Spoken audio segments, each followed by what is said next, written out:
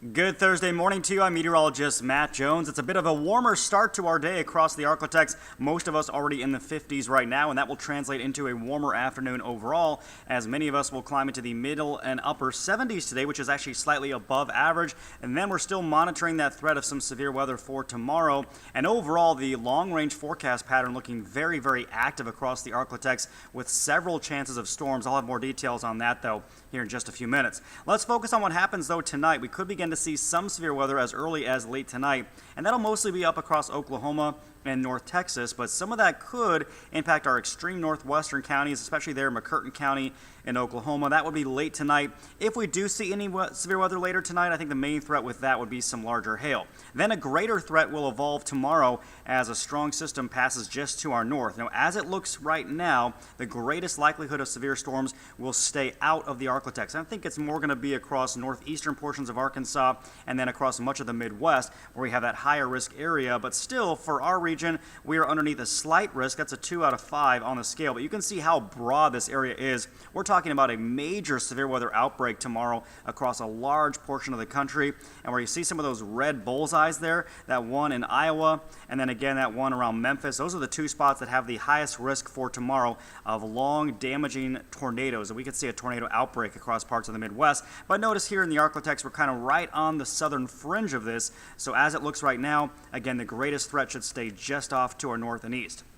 Nonetheless, though, we are monitoring the potential of some stronger storms. But let's start with today, and not a lot going on out there for our Thursday. We'll see a mostly cloudy sky, maybe a brief sprinkle, but for the most part, it's going to be a quiet day. And then tonight, again, I mentioned that potential for a few stronger storms up there in Oklahoma and into Texas. This particular forecast model, though, really doesn't show much, but some other forecast models that we look at does show the potential for some overnight activity.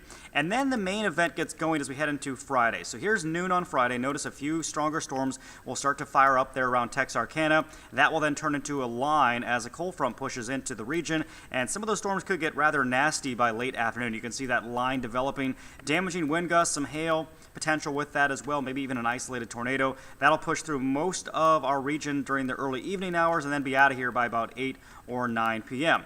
Now, as far as the individual threats here for Friday, the tornado risk is going to stay on the lower side, although I can't rule out an isolated tornado. Damaging wind potential, that's probably going to be our highest threat. Flooding really is not going to be an issue at all with this system, and could be some instances of some larger hail, but overall this is going to be a lower end severe threat for most of our area. Today, no storms to worry about, but a mostly cloudy sky with a southeast wind at 10 to 20. That'll start to warm us up into the middle and upper 70s. 78 today, Shreveport, near 80 in Natchitoches, Center Texas at 75, Texarkana also in the mid 70s. Here's a look at your first alert 7-day forecast. Again, we have that potential for some severe weather on Friday. Saturday looks good, mostly sunny. And then another round of storms looking likely for Sunday. Sunday actually looking a little bit stormier than we were thinking a few days ago. Monday we get another bit of a break. It also heats up next week. We'll be up near 90 Monday and Tuesday with yet another round of storms by the middle of next week as we stay in a very active pattern across the Arklatex.